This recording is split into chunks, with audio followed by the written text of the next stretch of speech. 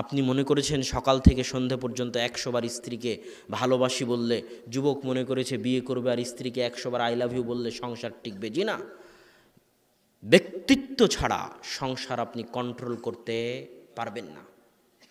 যদি ব্যক্তিত্ব দেখতে চান তাহলে আমি আপনাকে 1 মিনিট ব্যক্তিত্ব দেখাই। আয়েশা রাদিয়াল্লাহু তাআলা আনহা বলছেন, কুন্না রাজা'না মিনাল গাজওয়াহ, আমরা একটা যুদ্ধ থেকে ফিরছিলাম মদিনাতে। সাকাতাতলি কিলাদাতুন, আমার গলার হার ছিল, গলার হার হারিয়ে গেল।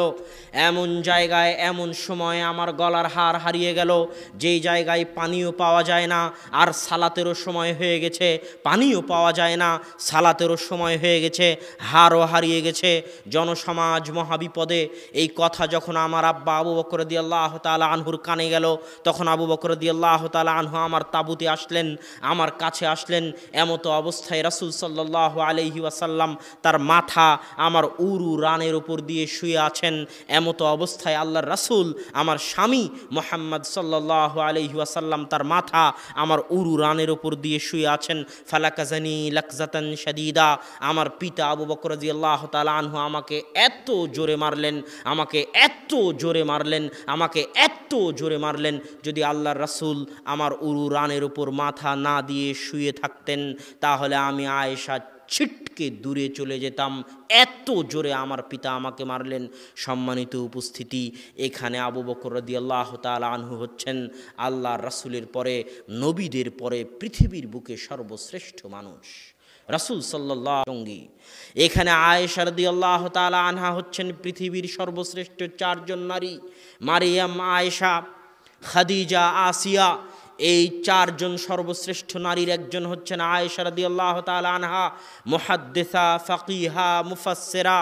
সাহাবায়ে কেরাম যখন কোনো মাসালা বুঝতে পারতেন না, তখন আয়েশা রাদিয়াল্লাহু তাআলা আনহার নিকট থেকে বুঝে নিতেন। এত বড় জ্ঞানী, এত বড় বিদুষী রাসূল সাল্লাল্লাহু আলাইহি ওয়াসাল্লামের স্ত্রী আবু বকর রাদিয়াল্লাহু তাআলা আনহুর বিবাহিত মেয়ে। আরও উপস্থিত কে আছেন? মুহাম্মদ সাল্লাল্লাহু আলাইহি ওয়াসাল্লাম, যিনি পৃথিবীর সর্বশ্রেষ্ঠ নবী, নবীদের মধ্যে সর্বশ্রেষ্ঠ নবী। সর্বশ্রেষ্ঠ মানুষে, সর্বশ্রেষ্ঠ নবীর সামনে সর্বশ্রেষ্ঠ নারীদের একজনকে মারতেছেন, পিতায় মারতেছেন, মেয়েকে মারতেছেন, বিবাহিতা মেয়েকে মারতেছেন, শ্বশুরে মারতেছেন, জামাইয়ের সামনে মারতেছেন। সে জামাই যেমন তেমন জামাই নয়, পৃথিবীর সর্বশ্রেষ্ঠ নবীদের একজনের সামনে মারতেছেন, সর্বশ্রেষ্ঠ মানুষে মারতেছেন, সর্বশ্রেষ্ঠ নারীকে মারতেছেন, বিবাহিতা নারীকে মারতেছেন, জামাইয়ের সামনে মারতেছেন। এর নাম ব্যক্তিত্ব। এত মহান ব্যক্তিত্বের অধিকারী ছিলেন আবু বকর রাদিয়াল্লাহু তাআলা আনহু। ব্যক্তিত্ব মানে হচ্ছে আপনি চললে আপনাকে দেখে 5-10টা মানুষ প্রভাবিত হবে, দেখে শিখবে। ছেলে পিতাকে দেখে শিখবে, আমি যেন আমার পিতার মতো হতে পারি, পিতার মতো চলতে পারি। স্ত্রী স্বামীকে দেখে শিখবে, স্বামী স্ত্রীকে দেখে শিখবে। এর নাম ব্যক্তিত্ব। এই ব্যক্তিত্ব ছাড়া সংসার চলবে না, সমাজও চলবে না। তো সাহাবায়ে কেরামের যুগে কেন ইসলাম এত দ্রুত ছড়তো? তাদের ব্যক্তিত্ব ছিল, তাদের ব্যক্তিত্ব দিয়ে মানুষ প্রভাবিত হয়েছে। তাদের চাল চরিত্র ব্যবহার এত উন্নত মানের ছিল। আর আজকে আমাদের চাল চরিত্র কেমন? বক্তব্যের মঞ্চে উঠলে মানুষকে গালি না দিলে আমাদের বক্তব্য হয় না। উমুক চোর, তুমুক বেয়াদত, তুমুক বেদাতি, তুমুক মুশরিক, তুমুক ডাইরেক্ট ইবলিশ শয়তান, ডাহা শয়তান, ডাহা মিথ্যাবাদী। এই যে কথার ধরন, বক্তব্যের ধরন, দাওয়াতের ধরন, এবং আমরা যারা আছি তাদেরও দাওয়াতের ধরন এক। এই দাওয়াত দিয়ে 2-1টা মানুষ হেদায়েত হতে পারে, কিন্তু দাওয়াতি মাঠে বিপ্লব আনা সম্ভব নয়। দাওয়াত কিভাবে দিতে হবে? আপনি যাকে দাওয়াত দিতে চাচ্ছেন তার জন্য আপনার অন্তরে ব্যথা থাকতে হবে। ব্যথা যে আদম আলাইহিস সালাতু ওয়াস সালামের একজন সন্তান। আরে হিন্দু হলেও তো আদমের সন্তান নাকি? আদম আলাইহিস সালাতু ওয়াস সালামের একজন সন্তান, এ আমল করে জাহান্নামে যাবে। আমার একজন ভাই এ আমল করে জাহান্নামে যাবে। আমার তো উচিত জান প্রাণ দিয়ে তাকে জাহান্নামের আগুন থেকে বাঁচানোর চেষ্টা করা। আপনার ছেলে যদি আপনার চোখের সামনে ছাদ থেকে লাফ দিতে চায়, আপনি দিতে দিবেন? দিবেন না। আপনাকে যদি বলি আপনার ছেলে অ্যাক্সিডেন্ট করে মেডিকেলে আছে, আপনি সব কিছু ছেড়ে দিয়ে, অনুষ্ঠান ছেড়ে দিয়ে আপনার ছেলেকে দেখার জন্য চলে যাবেন। আপনাকে বলি আপনার ভাই, যার প্রতি আপনি হিংসা রেখেছেন, অহংকার রেখেছেন, বিদ্বেষ রেখেছেন, যাকে আপনি বেদাতি, মিথ্যাবাদী, মুশরিক বলে দূরে সরিয়ে দিয়েছেন, আপনার ওই ভাই জাহান্নামের আগুনে জ্বলতেছে, তাকে জাহান্নামের আগুন থেকে বাঁচানোর দরদ আপনার অন্তরে থাকতে হবে। এই দরদ যখন আসবে, এই চারিত্রিক উন্নতি যখন আসবে, তখন দাওয়াতি মাঠে সাহাবীদের যুগের মতো বিপ্লব সৃষ্টি হবে। রাসূল সাল্লাল্লাহু আলাইহি ওয়াসাল্লামের যুগে একজন যুবক, যা আরাবিয়ুন ওয়াবালা ফিল মসজিদ, একজন আরবি বধূ মসজিদে এসে পেশাব করে দিয়েছে। ফাসাহা বিহিন নাস, মানুষ রিরি করে উঠেছে, চিৎকার করে উঠেছে, ধরো ধরো, মারো মারো। রাসূল সাল্লাল্লাহু আলাইহি ওয়াসাল্লাম বলেছেন, উতরুকুহু, ছাড়ো, ফাইন্নাকুম বুইসতুম মুয়াসসিরিনা, তোমরা দুনিয়ার মানুষের জন্য সহজ হয়ে প্রেরিত হয়েছো, কঠিন ও খারাপ ব্যবহারের জন্য প্রেরিত হওনি, সহজ হয়ে প্রেরিত হয়েছে। রাসূল সাল্লাল্লাহু আলাইহি ওয়াসাল্লামের এই উন্নত চরিত্রের কারণেই, এই উন্নত ব্যবহারের কারণেই তার দ্বারা সাহাবীরা প্রভাবিত হয়েছে।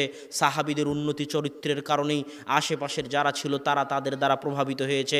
এই জন্য আল্লাহ সুবহানাহু তাআলা বলছেন, হে আল্লাহর রাসূল, ওয়ালাউ কুনতা ফাদ্দান গালিযাল কলবি, আপনি যদি কর্কশ ব্যবহারের মানুষ হতেন, খারাপ কথার মানুষ হতেন, লাং ফাদ্দু মিন হাওলিক, তাহলে দুনিয়ার মানুষ আপনার থেকে দূরে চলে যেত।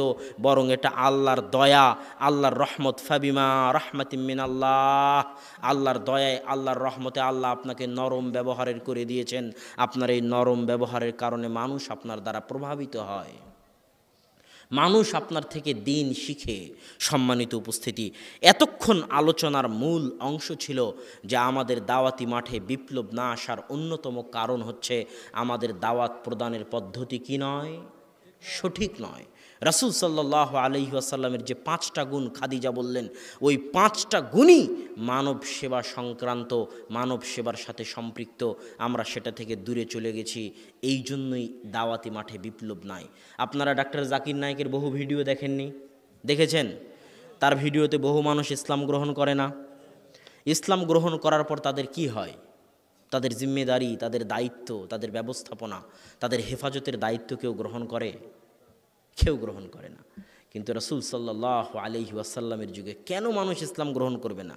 রাসূল সাল্লাল্লাহু আলাইহি ওয়াসাল্লামের যুগে ওয়ালাউল ইসলাম, ইসলাম গ্রহণ করার মাধ্যমে একটা সম্পর্ক স্থাপিত হতো।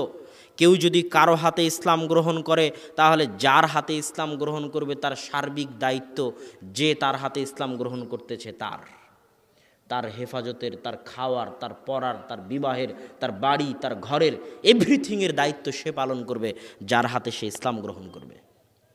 এই ব্যবস্থা কার যুগে ছিল? রাসূল সাল্লাল্লাহু আলাইহি ওয়াসাল্লামের যুগে ছিল। সে ব্যবস্থা এখন নাই। হাজারো হিন্দু আছে ভারতে যারা এই নিরাপত্তার অভাবে ইসলাম গ্রহণ করতে পারে না। এই জন্য দাওয়াতি মাঠে বিপ্লব নাই। শুধু ইউটিউব, ফেসবুকের বিচ্ছিন্ন দাওয়াত দিয়ে দাওয়াতি মাঠে বিপ্লব সম্ভব নয়। যতক্ষণ না আমরা আমাদের চরিত্রকে উন্নত করব, আমাদের ব্যক্তিত্বকে উন্নত করব, আমাদের ব্যবহারকে উন্নত করব, যার দ্বারা আমরা আমাদের আশেপাশের মানুষকে প্রভাবিত করতে পারব। 2 নম্বর পয়েন্ট, 2 নম্বর কারণ হচ্ছে দাওয়াতকে অনুষ্ঠানের মধ্যে সীমাবদ্ধ করে দেওয়া। তার মানে